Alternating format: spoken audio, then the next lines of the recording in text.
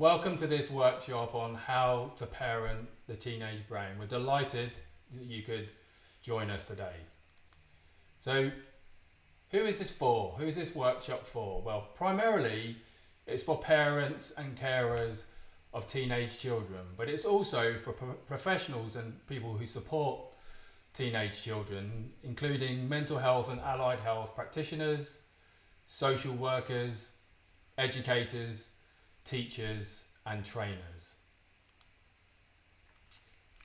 So over the next 45 minutes or so, we're going to take you through what we feel are 4 essential strategies for parenting a teenage brain. Our first strategy is really thinking about, in order to understand our teenagers' behaviours the best, what we really need to do is start with understanding what is going on within their teenage brains. We're then going to move on to strategy number 2, which is taking what we know about a teenage brain and transforming that into brain-based parenting strategies.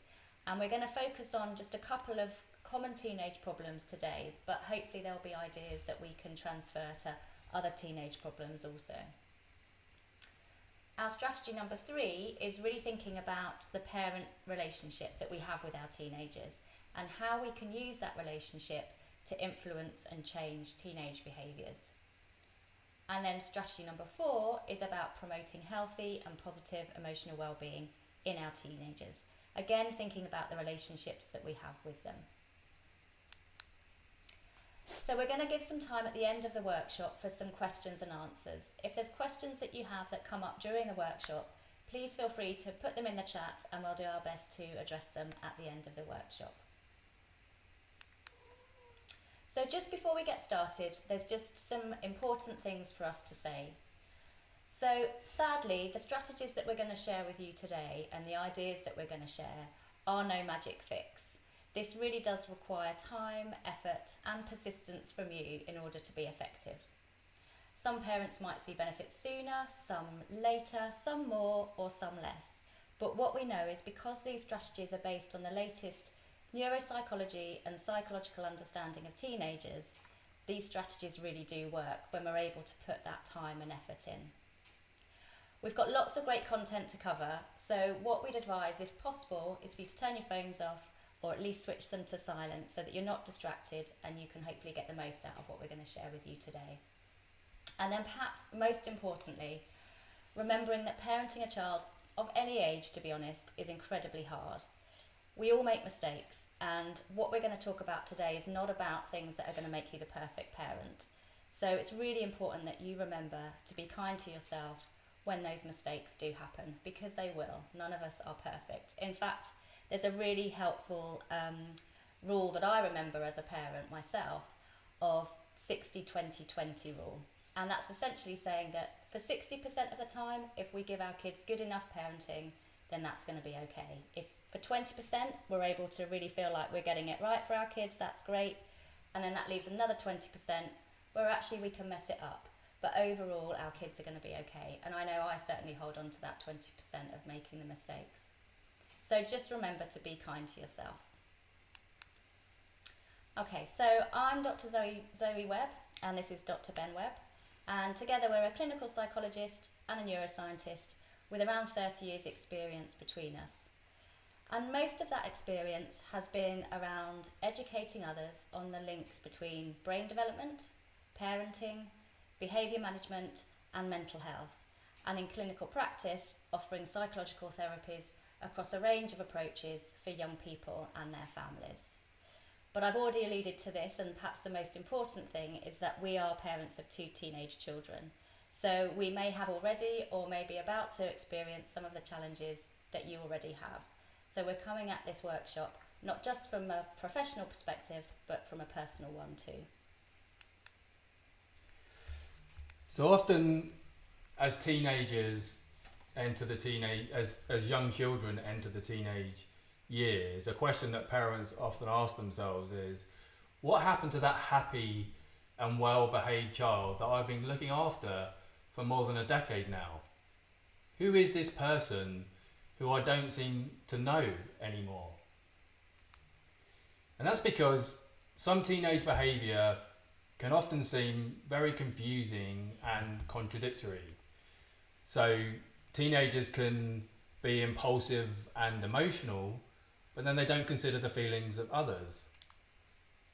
They can stay up late at night, not really consider they have to get up in the morning for school, and then they can't get up in the morning or struggle to get up in the morning. They may come home from school and say they don't have any homework to do, and then suddenly realise at 9 o'clock in the evening that they've got a test tomorrow. Or they may enjoy the thrill of playing computer games and then have a complete meltdown when they're asked to stop playing the game. This leads us into our first parenting strategy, what we call brain insights. And that is that really one of the best ways to understand teenage behaviour is to really get inside their brain, inside their head, to decipher what's going on inside there, to understand the way their brain works. So if we take those typical teenage behaviours that I've already described, so you can recharacterise them as emotional outbursts and mood swings, that they need more sleep and they have a shift to a late sleeping pattern, that they have poor planning skills when it comes to remembering to do homework, and that perhaps they have what you might characterise as a behavioural addiction to technology.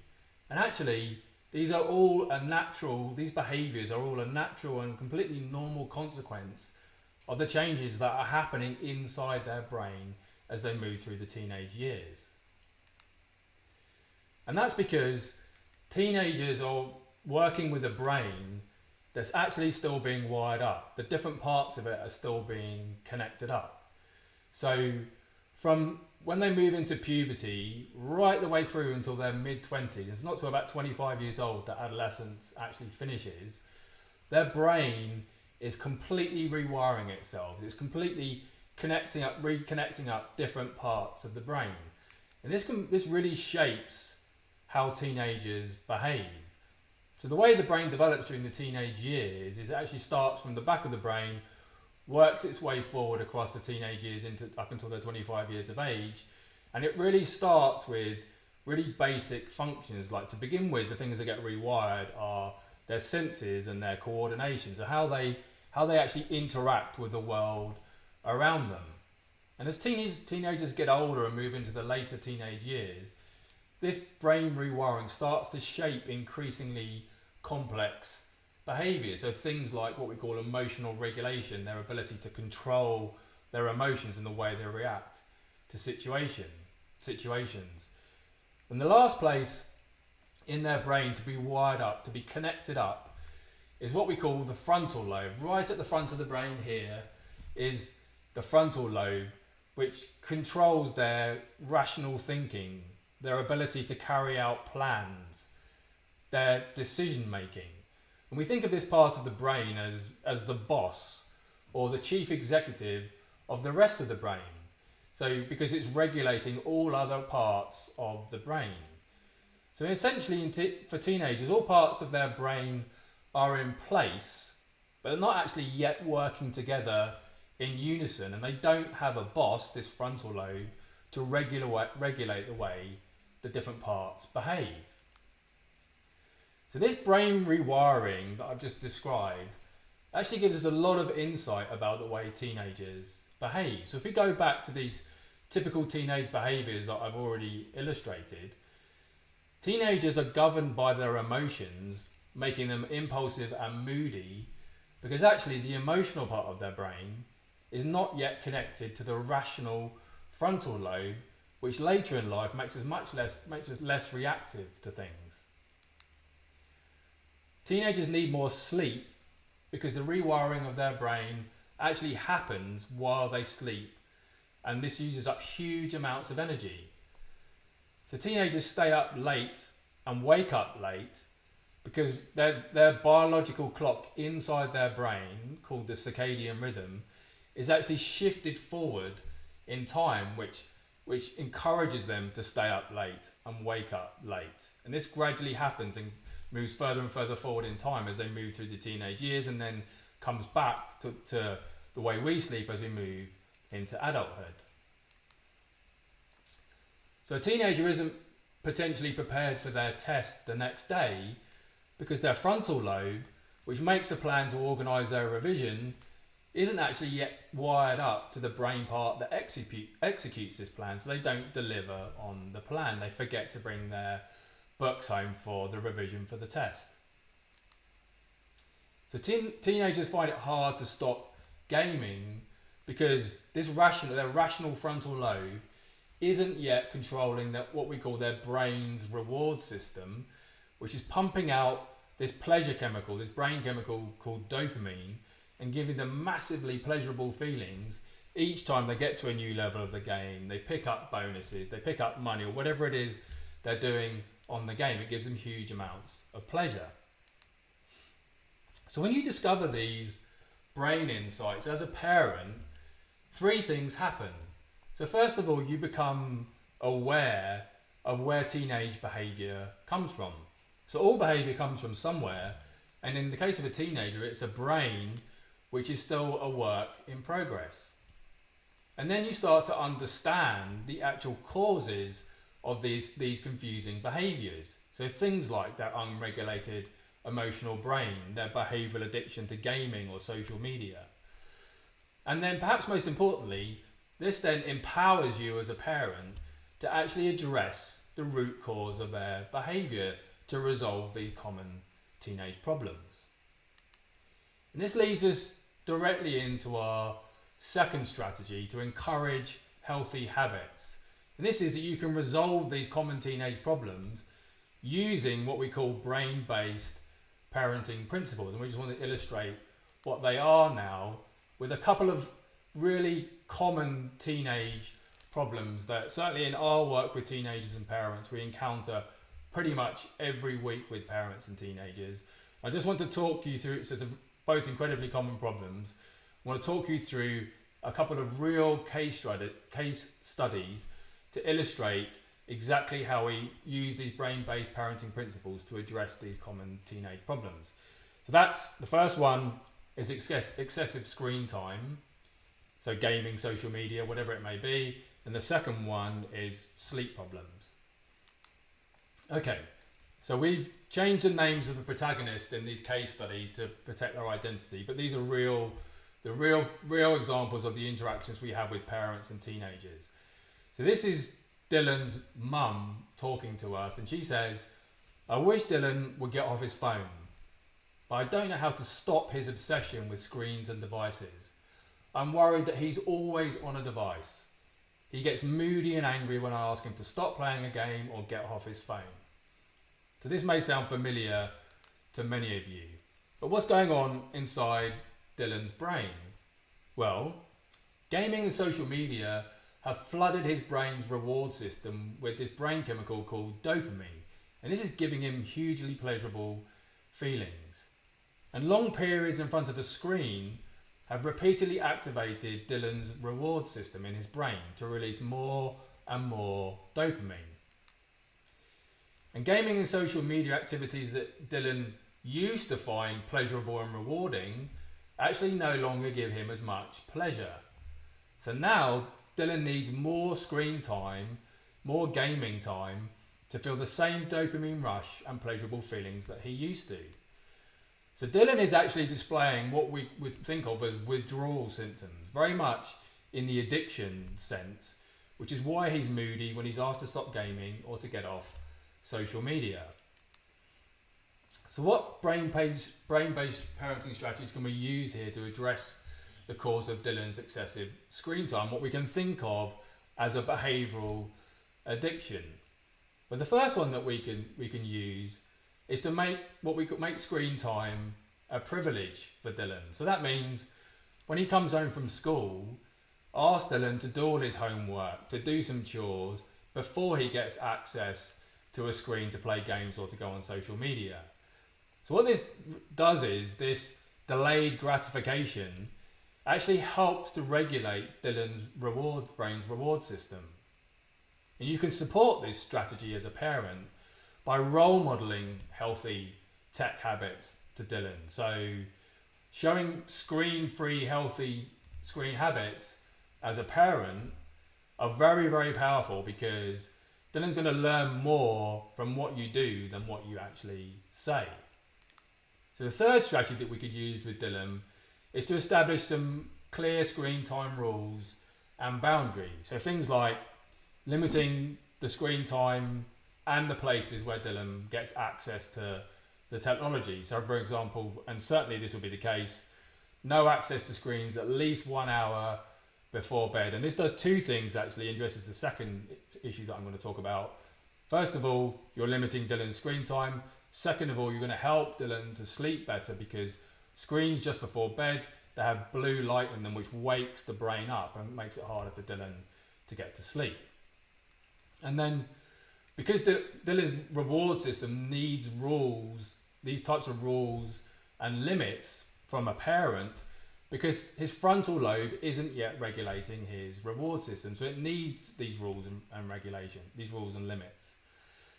So one of the most powerful strategies, not just for screen behavioural addiction, but also any type of addiction actually, is to replace the unwanted behaviour with a healthier habit. So in this case, we can replace Dylan's screen time with a healthier habit. So healthier habit, it could be running, skateboarding, dancing, singing, whatever it is that Dylan enjoys to do. Then because this teaches his reward system to produce exactly the same dopamine rush, the same pleasurable feelings, but now with a healthy habit. Okay, so we move on to our second case studies, and this is to illustrate another common teenage problem, sleep problems. And in this case, this is Ella and Ella's mum talking to us. And she says, Ella is always up late, and it's hard, sometimes impossible, to get her up in the morning. I'm worried she isn't getting enough sleep. When I try to persuade her to go to bed at a decent time, she shouts at me. And when I finally drag her out of bed in the morning, she often won't speak to me, and she's moody with me. So what's going on inside Ella's brain? Well, while Ella's asleep, her brain is literally cutting out the unused wiring, the unused brain connections, and securing, putting in place, keeping in place the wiring, the brain connections that she uses a lot to store her learning and memories. So Ella actually needs at least 8 to 9 hours sleep per night for her brain to rewire itself, to rewire up these connections and store the memories from the previous day. So her internal biological clock, the one we've mentioned already, her circadian rhythm, now instructs Ella to go to sleep later and wake up later than her parents or her younger siblings.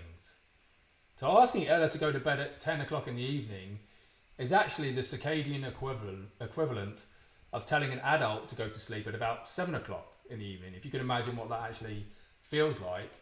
And waking at 7 o'clock in the morning is the circadian equivalent for Ella of asking you as a parent to do the same at about 4 o'clock in the morning. So it gives you an indication of what that feels like for Ella when we're asking her to go to bed and wake at those times. So what brain-based parenting strategies can we use to help Ella manage the causes of her sleep problems? So that cause is her circadian rhythm, which is shifted forward in time. Well, by far and above, the best strategy for sleep problems in teenagers and any age actually is to try and go to bed and wake up at the same time. So that means going to bed and waking up at the same time every day, even weekends and even holidays. Because what regular sleep schedules like this do is they gradually adjust, they gradually tune Ella's circadian rhythm to a new sleep-wake cycle. A second strategy that we could use with Ella is to keep the temperature cool in her house. So ideally less than about 18 degrees centigrade. That's about 65 degrees Fahrenheit. And the reason is that body temperature needs to drop by about 2 to 3 degrees for Ella's brain to initiate sleep. So a really good but counterintuitive way of doing this is having a hot bath just before you go to bed, because as soon as you get out of the bath, your body temperature plummets, and that's what you need to help your brain initiate sleep. So a third strategy we can use with Ella is to get her outside into natural daylight. So expose Ella to natural light on a regular kind of cycle, ideally at the midpoint of her sleep-wake cycle. So bright light therapy, which is, you can look that up, is available as a strategy as well, and this kind of achieves the same purpose. So this regular exposure to daylight reorients, it retunes Ella's circadian rhythm to a new cycle, and this takes some time to work, but with enough exposure to daylight and a regular sleep cycle, this gradually will retune her circadian rhythm. And the last strategy we can use is to get Ella to exercise regularly, but to try and do that earlier in the day. So there's a symbiotic relationship between exercise and sleep. So intensive exercise improves both sleep duration and intensity. But exercise close to bedtime actually does the opposite, which is actually has a negative effect, and it impairs sleep.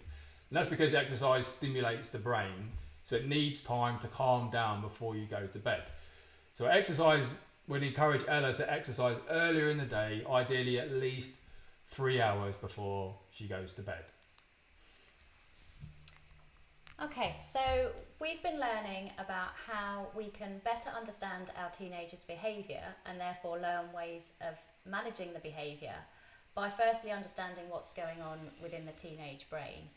And this brings us on to parenting strategy number 3, which is the idea of connecting before correcting, and using the relationship and the understanding that we have of our teenager within that relationship to influence or kind of change some of those teenage behaviours that are more challenging. Okay, so we all know how hard it can be to get a teenager to do anything, and quite frankly that's particularly the case when it's us as their parents that are doing the asking. It might be that we're encouraging them to engage in healthier habits, or we're trying to discourage the unhealthy ones.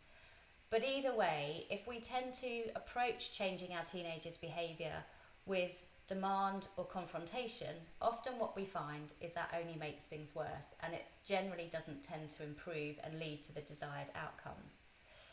But if we instead take a position of understanding their behaviour, thinking about what we've just learned about what's going on in their brains, that gives us a better chance of them working with us to create the kind of changes that we might want to make.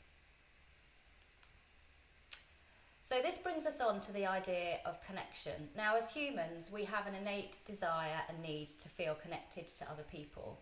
And although there might be times when our teenagers are working really hard, it seems, to be quite disconnected from us, actually this is a period of development where they need connection, perhaps more than other times in their childhood. You may have experiences as a parent of finding it quite easy or relatively easy to connect with your children when they were younger, and we might have done that through activities, play, those sorts of things. As our teenagers or our children get older, finding ways of connecting with them becomes more challenging.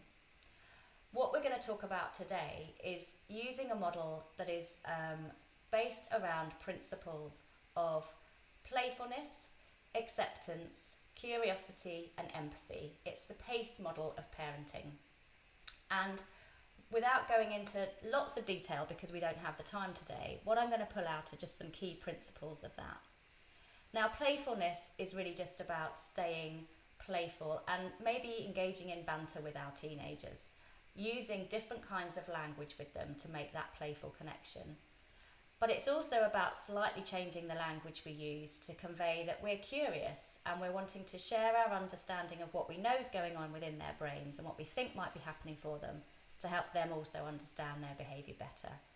So it's really about changing the do as I say because I'm the parent type conversations that we've all probably had with our teenagers to I wonder if you're finding it hard to do as I ask because, or I wonder if this is what's going on and that's what's making this difficult for you. Those kinds of conversations.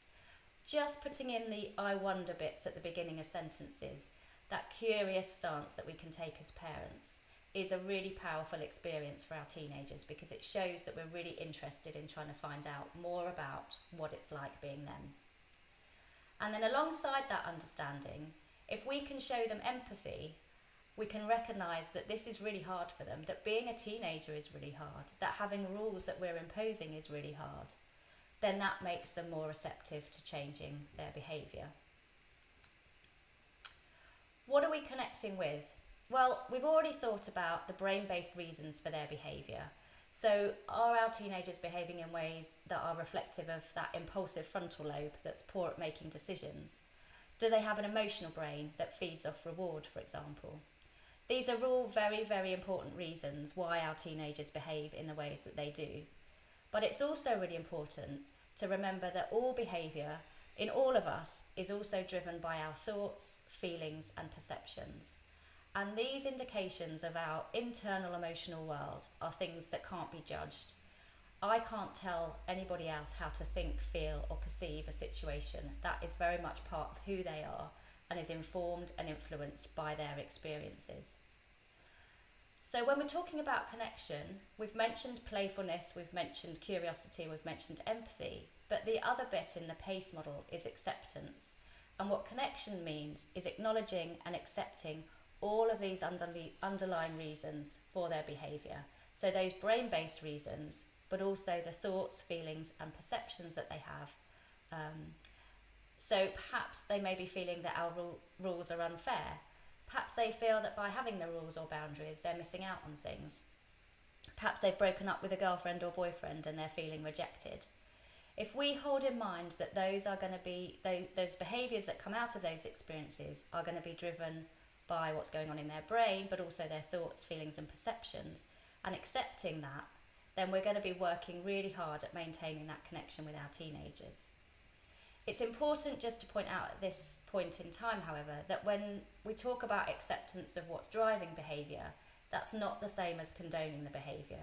So it's really clear in terms of the conversations we have with our teenagers that whilst it might be might be okay that they're feeling angry, for example, that we've imposed a rule or a boundary, it's not always okay to show that anger in the ways that they might be showing it, if that's unsafe, if that's disrespectful, etc. So showing connection is, as we've talked about, it's a little bit about changing the language. It's using those principles of playfulness, acceptance, curiosity and empathy. But it's not just about what we say, it's the little things that we can do as well. So as I mentioned earlier, when our children were younger, we might have found it quite easy to find ways of connecting with them. As our teenagers get older, that becomes a little bit more challenging, particularly when they're wanting to push away from us and our relationship with them. But it's the hot chocolate that we can make for them when they're upset. It's the WhatsApp message that we can send them just to let them know that we're thinking of them or wanting to say goodnight. What connection does is it allows for teenagers to experience that sense that whilst we might be old and unwise in their minds, we do actually get it. We understand them. We're not judging them. We're accepting those emotional experiences and those reasons why they're behaving in the ways that they do. And we still love them. And then once we've established that connection, which isn't easy by the way and takes a lot of work and a lot of persistence, but if we can achieve those moments of connection, then what we can move into is the correction part of the relationship. And that's about how we then guide our teenagers into thinking about how they might be able to behave or manage a situation perhaps better or perhaps differently in the future. So really when we're talking about connection, it's about working out solutions together. It's not about telling them as a parent, this is what's going to happen. It's using that connection still to then think about what the solution is together as a team. So that might be about negotiating the rules, the boundaries, the routines. It might be that you're talking through possible plans for how to make change, maybe setting new limits. It might include putting in consequences. But what we know is that teenagers are more open to those consequences because what you've given them first is that experience of understanding and validation, that what they're experiencing is understandable. And then if we think about parenting strategy number 4, we can continue this thinking around how we use our relationship to fulfill the emotional needs of our teenagers. So thinking about ways in which we can promote healthy and positive emotional well-being, and not just for our teenagers now, but also hopefully moving into their adult lives. We may be able to remember from our own teenage years, as well as looking at our teenagers now, how volatile the emotional experience is of being a teenager. So one minute they may seem happy-go-lucky, the next they might feel as if their world has fallen apart. And we've learned already about some of that volatility coming from the fact that the emotional part of our brain is what dominates our behaviour when we're teenagers. We haven't got those connections really fully wired up with the thinking part of the brain, the boss, the CEO that Ben referred to, in order to control this and make emotions feel more rational, more logical, more in perspective. But this strategy is really about thinking how we as parents can use our relationship and our knowledge of our teenagers to tell the difference between perhaps what might be those typical teenager feelings and behaviours and potentially something more serious. If we can learn how to distinguish this and then how to support our teenagers, we're really giving them the best possible chance of positive and healthy emotional well-being, not just through those teenage years, as I mentioned, but into their adult lives as well. And where this really starts, thinking about those principles of connection that we've just talked about, is with the relationship that we already have with them. You are the best people to know and understand your teenage children. You will have a sense of what is typical of their character and their personality, and therefore equally what is out of character, what is unusual to be seeing in them. We know that adolescence brings turmoil for most teenagers, so periods of anxiety or low mood and behaviours that might be associated with those difficulties can be really common. But what we might notice is that they are perhaps symptoms or experiences that are fleeting. They may be a reaction or a response to a specific situation. And we might notice that whilst the symptoms feel significant, they pass perhaps without the need for much additional support outside of family support or that support that they might get from their peer groups and friendships. However, we might also see times when our teenagers are experiencing more persistent states of anxiety or low mood, for example. And we might be able to start seeing things that are really changes in their character or their personality or how they're engaging in the world around them. So sorts of things that we might want to be looking out for are things like performing at a different level at school, for example, or withdrawing from friends or family. We might have things that we knew that they were very keen on being involved in, things that they got a lot of pleasure and interest out of previously that they seem to be losing interest in, or they're not getting as much enjoyment out of them. They may well be expressing feelings of worthlessness or feeling hopeless that the future's going to ever be different, that things are ever going to get easier. And we might also see changes that are outside of the sort of typical range, if you like, for teenagers around their appetite, perhaps eating more or eating less, or disrupted sleep patterns where perhaps they might be struggling to get to sleep, or they may be waking a lot in the night, or they may be up early in the morning. Patterns that are different to what you would normally have seen may be indications that their mood or their emotional well-being needs some additional support. So we would always advise that if you're worried about your teenager's mental health, that you seek further professional support. And that may be initially by going to your GP and having a conversation with them and potentially getting a referral on to an child and adolescent mental health service or other such services that exist around to support young people. But there's lots that you can do in terms of your relationship with your teenager that can help perhaps in the interim period, or if it's not to an extent where professional support is necessarily needed. And that really does, as I say, start with the principles of connection that we've already talked about. If we can make our teenagers feel safe and accepted to be able to talk about their feelings, knowing that we're not going to judge them, we're not evaluating them, we're not telling them that they should or shouldn't be feeling certain things, we're just going to be able to sit with those feelings and listen and hear what they're wanting to share. That's a really important starting point, and creating a culture where young people feel they can talk. If we're comfortable to do so, it can be really helpful for us as parents to share our own emotional experiences, because what this does is it teaches our teenagers that actually lots of their emotional experiences will be very typical. We can normalise those so they don't feel as scary to our teenagers. And taking that one step further, we can also, as adults and as parents, model how we manage those emotions that we might be experiencing. So we'll all have different strategies to do that. Some of us may talk to other people, some of us may engage in exercise, perhaps time out to relax or engage in self-care. But whatever our strategies are, if we can share them with our teenagers, it might give them some ideas of things that they might be able to do to manage their emotions too. But importantly, I would suggest not pushing it. So this is about letting them know that you're there if they need you, but equally not pestering them if they're not ready to talk. If you're making a culture within your family where they know that they're going to feel safe to talk about their emotions, then hopefully they eventually will, but not if they're pushed. Okay, so we've introduced you fairly briefly to 4 parenting strategies today. We started off by thinking about how best we can understand our teenagers' behaviour by really starting at the point of understanding and deciphering what's going on in their teenager brain. And then we thought about, in our strategy number 2, how we can transfer that information into brain-based parenting in order to tackle some of the unhealthy teenage habits that we're having to be challenged by as parents. Strategy number 3 was about how we can use our relationship to tackle some of those challenging teenage behaviours. So that principle of PACE, the playfulness, acceptance, curiosity and empathy. And then thinking further about how that relationship can be used to identify perhaps feelings or emotional experiences that may need further support or support within your family unit in order to meet your teenagers' emotional needs.